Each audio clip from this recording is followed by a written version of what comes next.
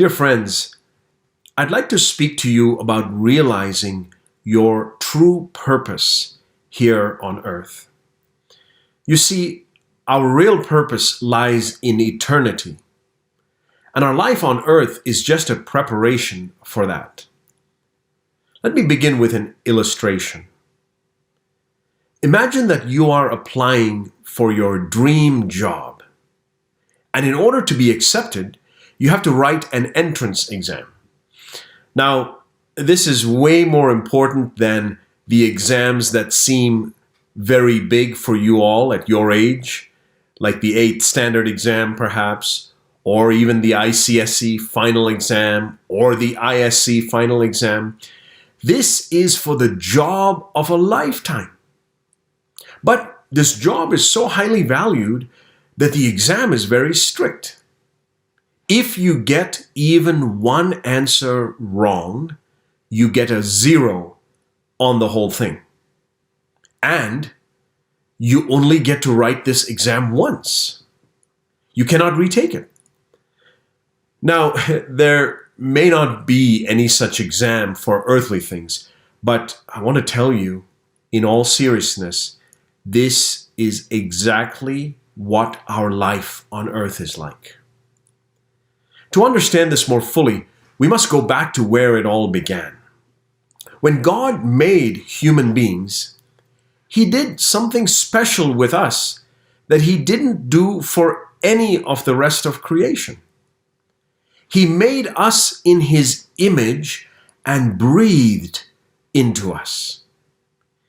You may wonder, why would God treat us, human beings, special compared to the rest of creation?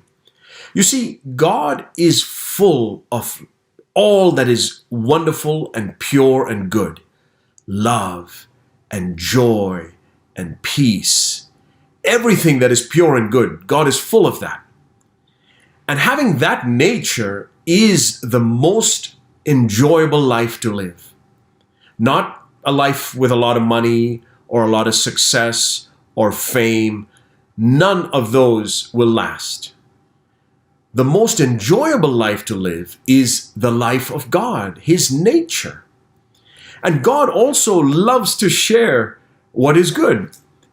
And He made us in His image, as it were, in the shape that He could put His nature within us.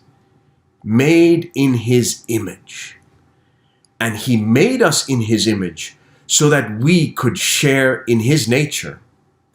And thereby, we could have fellowship with Him.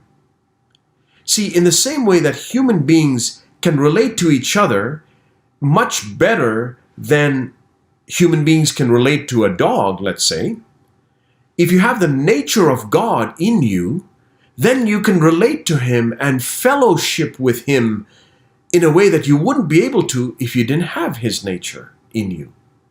Now, fellowship may be a big word for some of you, but it simply means that God wants you to be His close friend. Then there is this thing called sin, which existed even before human beings were created. Sin is the opposite of everything that is in God's nature. So, like I said, if God is full of love and joy and peace, sin is the opposite of that. Things like hatred and anger and unrest and anxiety and worry. And God is so holy that He cannot tolerate any sin anywhere near Him, not even a little bit. Now, God didn't want to just program us to not sin. He could have done that. But He wants us to love Him. And He wanted us to choose to obey Him and stay away from sin out of love for Him. Unfortunately, the very first man and woman, Adam and Eve, disobeyed God and chose sin. Immediately, their fellowship with God was broken because of sin. Sin will do that. It'll break your fellowship with God. And not just for them, but for every human being who was born after them. That's where you and I come into the picture. Not only were we born into this broken relationship with God, on top of that, we all ourselves also chose to sin. The Bible tells us in Romans chapter 3, verse 23, all have sinned and fall short of the glory of God. So, whether you've committed one sin, or 1,000 sins, or 1,000,000 sins, or even more, it all had the same result. It broke your relationship with God. Romans 6, verse 23 says that this punishment for sin is separation from God forever. Even one sin, the punishment for that is that I would be separated from God forever. Now, by sin, God doesn't mean just what people think of as big sins, like murder and things like that. Sin is very simply choosing my own way instead of God's way. And we are all guilty of that, every single one of us.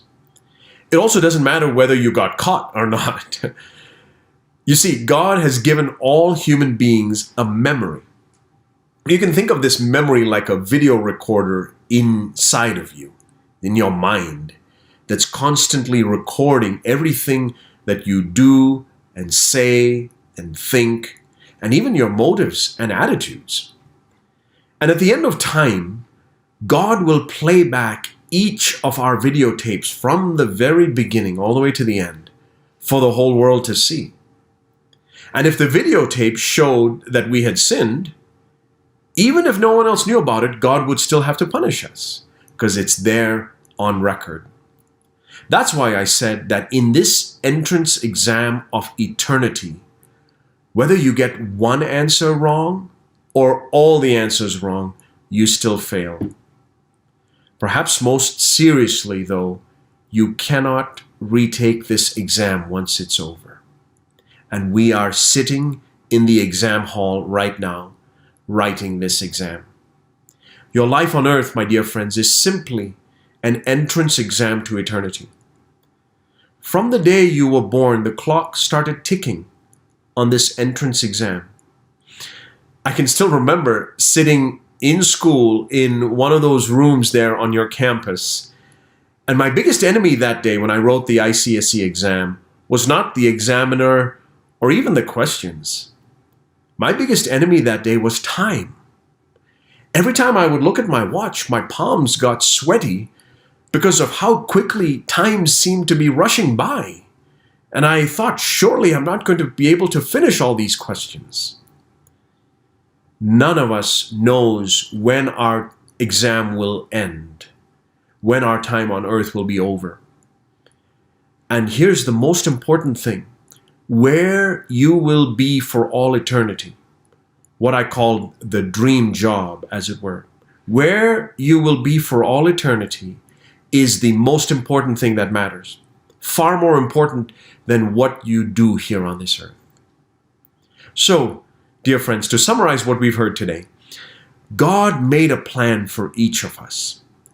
That plan is to have a wonderful life in eternity.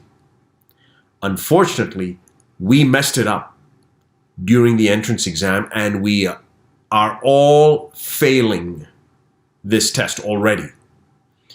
I know it sounds like bad news, but I want to leave it there for today because it's important that we understand the seriousness of our sin. That will make the good news even sweeter when we hear it, and we'll hear about that in the coming days. Thank you.